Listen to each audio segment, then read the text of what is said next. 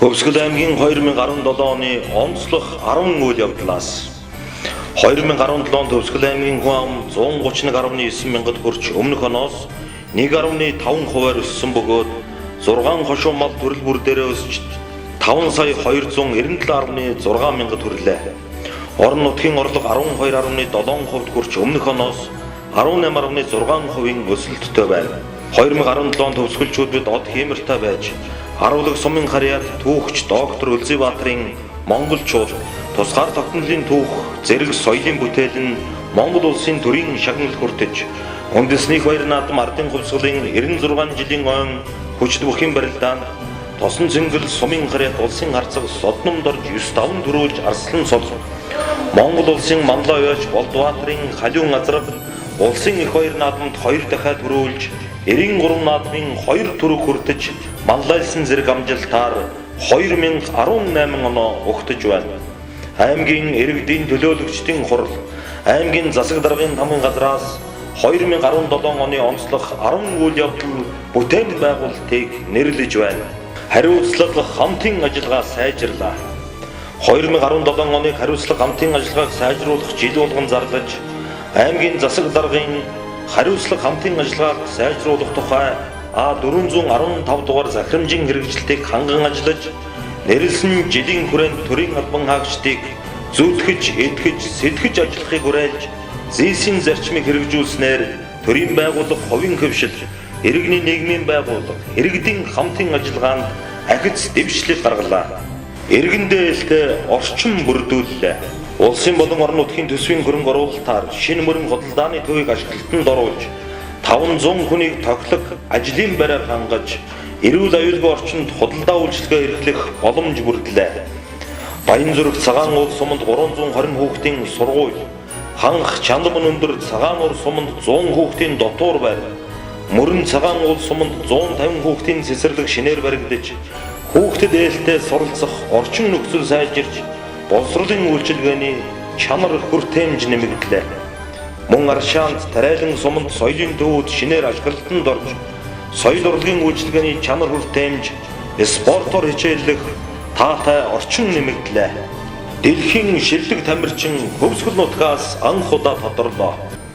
Улсын аварга шалгаруулах тэмцээнээс 280, олон улсын тэмцээнээс 43, Аз тэвэн аварга шалгаруулах тэмцээнээс 10, дэлхийн аварга шалгаруулах тэмцээнээс 2 медалийг Хөвсгөл аймгийн тамирчид хүртэж, олон улсын хэмжээний мастер цол 2, Монгол улсын рекордыг 2 тамирчин шинжилэн тогтоож, отгон далаа, пауэрлифтингийн төрлөөр Аз тэвэн аварга, дэлхийн аварга шалгаруулах тэмцээний хүрэл медаль, аэробикийн олон улсын хэмжээний мастер мөнх насан дэлхийн аварга шалгаруулах тэмцээний алтан медаль хүртэж, дэлхийн шилдэг гимнастикчаар шалгарч, дэлхийд данстай 1 номерын тамирчин Хөвсгөл нутгаас төрөн гарлаа.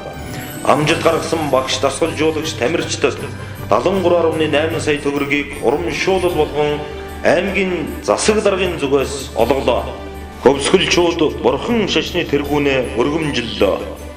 2012 онд хуучнаар Сайн Ноёнхан аймгийн Мэргэн гүний хошуу, одоогийн Хөвсгөл аймгийн Аршаанд сумын Дэмбэрэл самбуугийн Шарав жамцхүү Дарб бандита гэгэнтний 7 дугаар дүрийг арслан ширээнд залж, Хөвсгөл аймгийнхаа бурхан шашны эзнэр өргөмжилж, энэ цагийн хотгот хувилгаад гэгэнтнүүд хоймор нутагт хуран чууллаа. Хөгжил дагуулсан дэд бүтэц.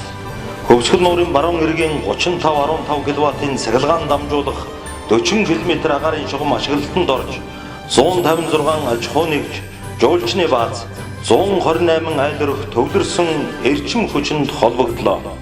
Хувийн хвшлийн хөрөнгө оруулалтаар галтар шаанд, бүрэн тогтох жаргаланд төмөр улаг сумдууд төвийн нэгдсэн дулаан шугам сүлжээтэй болж, мөрөн сумын 2-3-12 дугаар багуудад гудамжны гэрэлтүүлэг тавигдлаа.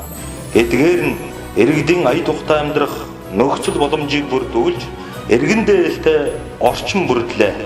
Мөн цагаан уул сумаас цэцэрлэг сумын чиглэлд 80.5 км урттай шилэн кабелийн суйрлуулалтыг мэдээлэл холбооны сүлжээ төрийн өмчит хариуцлагатай хувьцаат компани 424 сая төгрөгийн хөрөнгө оруулалтаар сарын хугацаанд хийж гүйцэтгэлээ. Үйлдвэр байгуулж, ажлын байр нэмэгдүүллээ. Түнэл суманд мах нэдэлгааны үйлдвэрийг хувийн хөрөнгө оруулалтаар, их уул суманд сүүний үйлдвэрийг улсын хөрөнгө оруулалтаар ашиглалтанд оруулж, мөрөн сумандах мах маркет үйлдвэр өөрийн бүрэн хүчин чадлаар ажиллаж, орон нутагта ажлын байрыг бий болгож байна. Нэг дэлхийн нэг хөвсгөл фестивалыг анх удаа зохион байгууллаа. Монгол улсын аялал жуулчлалын тулгуур төвийн хөгжлийг дэмжих, гадаад дотоодын жуулчлалын урсгалыг нэмэгдүүлэх, байгууллага иргэдийн зах зээлийг тэлэх, орлогыг өсгөх, үйлдвэрлэл үйлчилгээ эрхэлдэг, орон нутгийн иргэдийн оролцоог идэвхжүүлэх зорилгоор нэг дэлхийн нэг хөвсгөл фестивалыг Мөргөн хотноо анх удаа зохион байгууллаа. Гамшигаас хамгаалах ижвэрэн сургуультаар Хөвсгөл аймаг рекорд тогтоов. Онцгой байдлын ерөнхий газраас Хөвсгөл аймагт гамшигаас хамгаалах ижвэрэн сургуультыг зохион байгуулж, маш сайн гисэн үнэлгээ авч 32 мянган иргэн аюулгүй талбайд цугларсан нь Монгол улсын хэмжээнд анхны тохиолдол боллоо. Хөвсгөл үйлдвэр баталгаажсаар байна. Төмөр улаг суманд өсгөн үржүүлдэг эрчим омгийн ямааг ноолуурын үйлдвэр, цагаан уул хоныг мах, өөх, өдөөвтөр ноосны үйлдвэр болгон баталгаажуулж гэрчлэгээ гардан авлаа. Гадаад хамтын ажиллагааны өр нөлөө дэвшлээ.